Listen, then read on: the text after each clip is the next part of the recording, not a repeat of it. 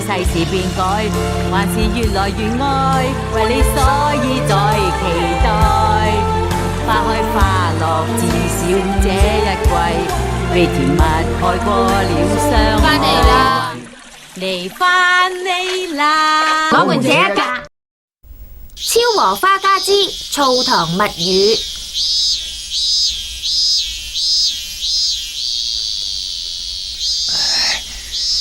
點樣啊？道邊前輩，你嘅多謝前輩。唔使同我客氣，目標人物係咪真係會嚟㗎？梗係會啦，因為今日係佢個仔生日，所以佢一定會嚟嘅。今次弊啊！咪走啊！你冇路走㗎啦，版本，同我企喺度。梁仔，你要等我。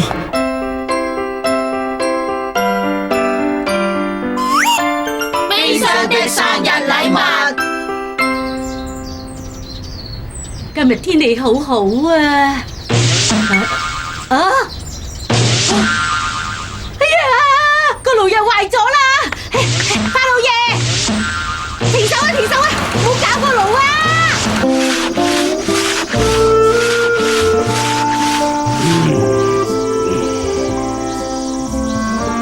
嚟啦，俾你哋㗎，快啲翻去啦！哇！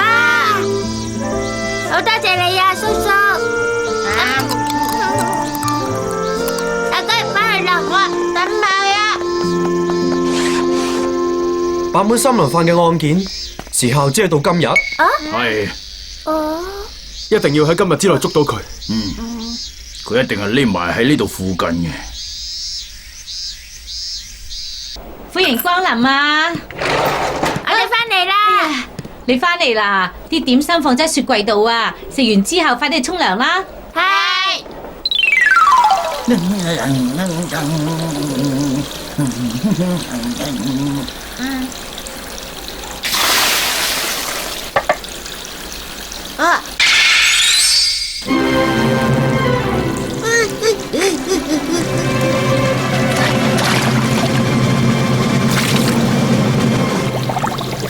啊！真係嘅？係啊。銀行賊仔喺我哋澡堂裏面，好犀利啊！嗰個係通緝犯嚟噶，如果捉到佢，我哋就係英雄啦！真係噶？梗係啦，我哋係花家少女偵探隊喎。點解啊？電視通常叫少年偵探隊。你而家係咪駁嘴想唔聽家姐話啊？咁就叫少女偵探隊咯。你咁叫就啱啦。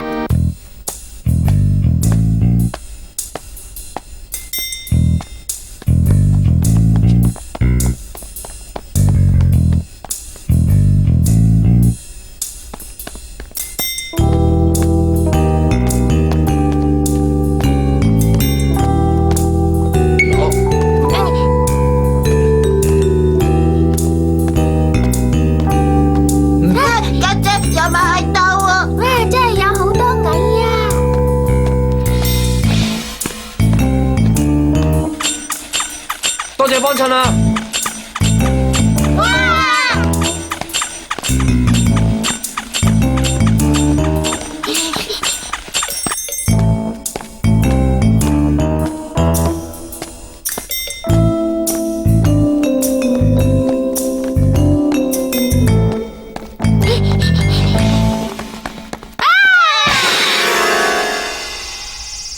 你哋跟住我係咪有咩事啊？我哋只係咁啱，無端端一直跟住叔叔，仲講大話唔認數，曳嘅細路係要俾人罰噶嘛？哎呀，對唔住啊，我唔係專登嚇你哋噶。啊，係啦，幫叔叔一個忙好唔好啊？後邊嗰度有一棟大廈，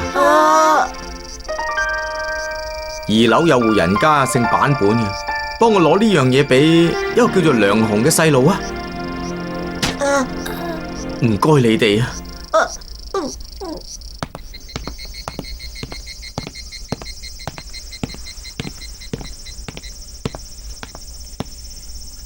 應該喺呢度咯喎。嚟啦！揾邊個？我媽媽而家唔喺屋企喎。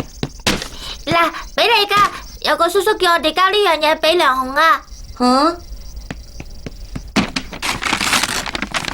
哇，係飛機啊！再見啦。喂，我哋一齊玩啦。包剪揼，梁紅做足人嗰個。和禮先生幾多點？1點、2點、3點，到未啊？我嚟捉你哋啦！唔好啊！阿根，阿根咩啊？阿根困咗喺裏面啦！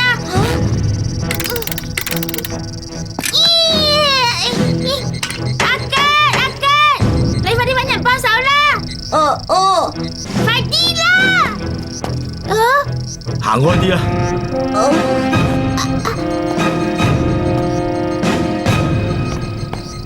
叔叔，唔好嘈住。叔叔，你咪就係……喂，即刻同我拉去呢個細路。佢咁嘈，我根本聽唔到點樣開鎖。梁仔，希望你原諒我呢個壞爸爸。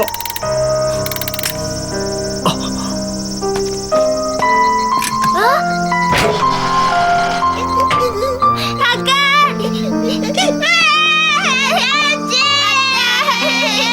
我擔心你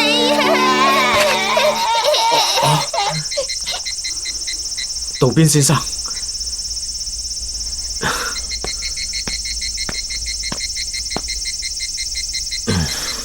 你咁樣咩意思？我真係乜嘢都睇唔到。而家我所認識嘅坂本三郎，好似背負咗比手扣更加沉重嘅包袱。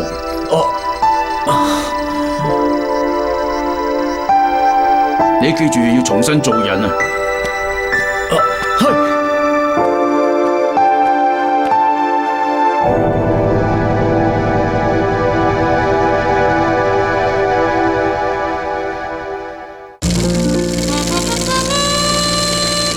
我們這一家最早的起源，橡皮擦。喂，阿根啊，可唔可以借嚿擦膠俾我用下？好啊。係啦，你知唔知擦膠嘅最早起源係咩啊？啊？聽講以前啲人如果想擦甩啲鉛筆字，係用麵包碎嚟擦甩佢噶。哇！用麵包碎嚟擦？我仲知道擦膠最早嘅起源係喺1770年英國呢個地方，當時有個叫普利斯多利嘅科學家，佢想擦一啲用鉛筆寫嘅字，佢想攞麵包碎，但係攞錯咗一嚿橡皮碎。幾好，擦得好乾淨啊！哎喲，呢嚿根本唔係麵包碎而係橡皮啊！佢無意中發現到呢個事實，就係所謂橡皮擦最早嘅起源。擦得好乾淨喎，都幾好用啊！而家用嘅橡皮擦，即係我哋講嘅擦膠，都係由日本研製出嚟嘅塑膠文具。哦，原來係咁嘅。家姐，你啲筆記吓？我全部擦晒啊！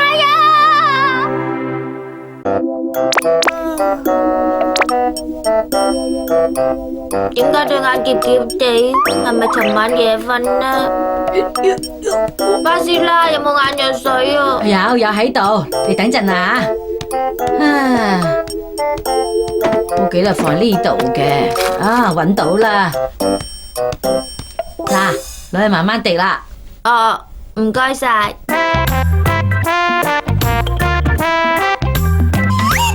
滴眼藥水嗰陣，我返嚟啦。哇！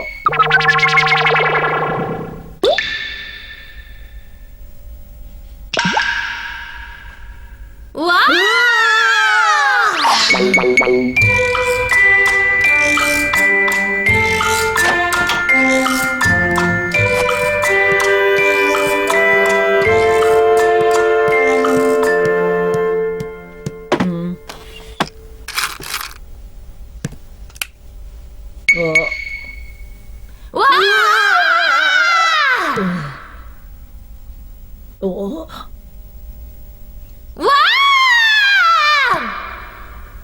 家姐啊，吓其實我一直都好想問你噶，點解你每次都咁嘅？吓，你問我點解喺電視賣廣告嗰陣都係咁噶啦？哇！令到你嘅眼睛為之一亮啊！所以我咪哇咁咯。唔係呢樣啊，我係問你喺滴眼藥水嗰陣，點解一定要擘大個口？吓？我邊有擘大個口啊？你係有擘大喎。真係嘅？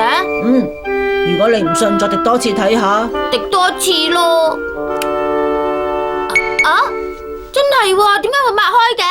係嘛？所以我先問點解？咁係因為好自然就會擘開個口，係一種生理現象啩。人類抬頭向上就會擘開個口噶啦。點會有咁嘅事啊？你特登忍住啫嘛。邊度有啊？即係話你滴眼藥水嗰陣個口係唔會擘開噶啦。都話我唔會擘開個口咯。咁你試下滴俾我睇啊！滴咪滴咯。吓？笑咩啊？笑你呢個動作好得意啊！有幾得意啊？撐開眼啫嘛。撐開眼咪撐開眼咯，一定要用手嘅咩？個眼藥水。你話眼藥水？有咩好笑喎？滴眼藥水落嚟嗰陣唔擘大隻眼嘅話，咪滴唔到。你自己擘大隻眼咪得咯，使乜用隻手撐開佢啫？好自然就會合埋，一定要用手撐開佢。好多人滴眼藥水都係自己擘開眼，唔使用手撐噶啦。就有好多人滴眼藥水唔擘開個口都滴到啦。自己擘開隻眼，合埋個口。不如我哋就試下咁啦。我就合埋個口嚟滴眼藥水，你就唔用手撐開隻眼，自己擘大嚟滴眼藥水。冇問題。開始咯喎！隨時嚟得。嚟啦！用藥時一定要遵守規定，正確使用。你哋兩個喺度搞咩啊？咁嘈嘅！快師奶，滴眼藥水嗰陣係咪會用手撐開眼㗎？哎呀，你哋唔好一齊講啦。阿金，你講先，咩事？我問滴眼藥水嗰陣個口係咪會自然擘開㗎？滴眼藥水嗰陣時啊，到底會點嘅？係咪一定會咁樣用手撐開隻眼㗎？哎呀，到底會點樣咧？真係問到我啦，我從來都冇留意。咁你試下啦！要我兩隻眼一齊滴啊？當然係滴一隻眼啦！再提醒一次，用藥時一定要遵守規定，正確使用。哎呀，好啦，而家滴啦，你哋好煩啊，真係啊，掛住滴眼藥水，而家我唔使做嘢咩？哎呀，我咁大個人都係第一次俾人睇住係點樣滴眼藥水嘅啫。唔好講嘢啦，你快啲滴啦！係，好啦，我而家滴啦。你見啦，滴眼藥水嗰陣一定會自然擘開個口嘅。